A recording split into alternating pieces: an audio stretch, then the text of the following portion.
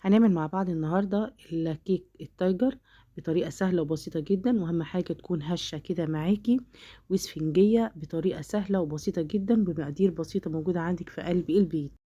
بسم الله الرحمن الرحيم. المقادير بتاعتنا عبارة عن كوباية من السكر، كوباية الا ربع من الزيت، معاها معلقة من السمنة، كوباية من اللبن، وكوبايتين من الدقيق. كمان هنا معيار الكوباية واحد. معانا هنا 3 بيضات، كيس من البيكنج باودر وكيس من الفانيليا. هجيب شفشق الخلاط واحط فيه ال3 بيضات مع الكوباية الا ربع من الزيت مع معلقة السمنة، واحط كمان كيس الفانيليا. هبتدي اضرب ده كله كده في الخلاط.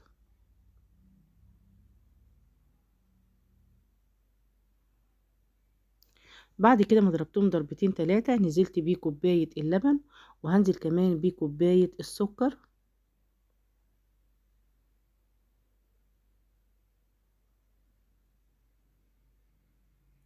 كمان هنا هضيف معلقة كبيرة من الخل، وهي هنا بتعتبر كمحسن، هيزيدلك من هشاشة الكيك بتاعنا.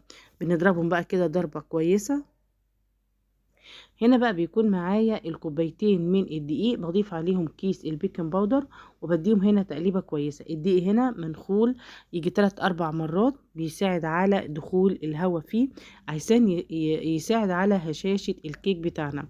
ببتدي انزل بيه المادة السائلة اللي احنا كنا ضربناه كله بقى في قلب الخلاط، وببتدي هنا كده بنزل بالكمية كلها. بعد كده ببتدي ان انا بقى ادي تقليبة كويسة للكيك بتاعنا. هو خلاص معانا بيبقى بالطريقة دي كده. بعد ما احنا كده قلبناه، هبتدي ان انا كده هنقص الكمية على نصين. هجيب طبق تاني، حطيت هنا النص ده، وهبتدي ان انا اضيف عليه معلقة ونص من الكاكاو الخام، وهبتدي كده اديه هنا كده تقليبة كويسة. النص التاني هخليه ابيض زي ما هو. هجيب بقى الصينية اللي هدخلها الفرن، وبحط فيه كده معلقة من السمنة، وبعد كده ببتدي بالفرشة كده ادهن الصينية كده من الجوانب ومن الارضية بتاعتها. بعد كده بديها معلقة من الدقيق، وادي الصينية كده تعفيرة كويسة عشان تعمل على عدم التصاق الكيك في قلب الصينية. كده الصينية بقت جاهزة معانا بالطريقة دي.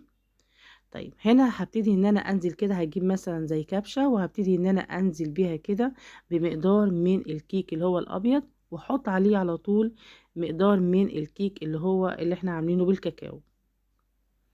هنزل برضو كده فوقها على طول بمقدار من الكيك اللي هو السادة.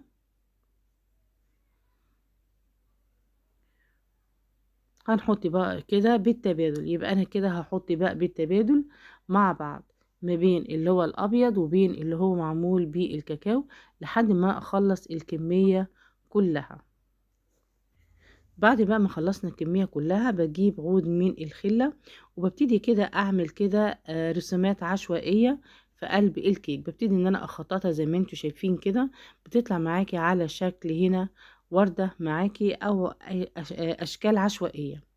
بتكوني طبعا هنا الفرن بتاعك بتكوني بقى مشغلاه. اول ما تبتدي تعملي الكيكه، بتبتدي ان انت تشغلي الفرن بتاعك، بتكوني عاملاه على 180 درجه. بحطها على الشبكه، وهي بتتساب لمده 35 دقيقه في قلب الفرن. طبعا بيكون على حسب درجه حراره الفرن بتاعك.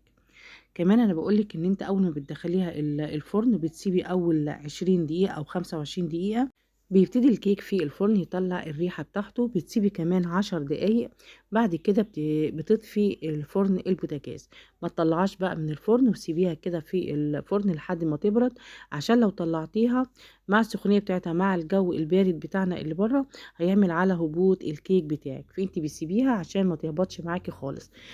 طبعا هنا طلع معانا هشة بسبب كمان معلقة الخل اللي احنا ضفناها. دي كانت حلقتنا النهاردة، اتمنى يكون الفيديو عجبكم، ولو عجبكم اللايك والشير والاشتراك في القناة. والسلام عليكم ورحمة الله وبركاته.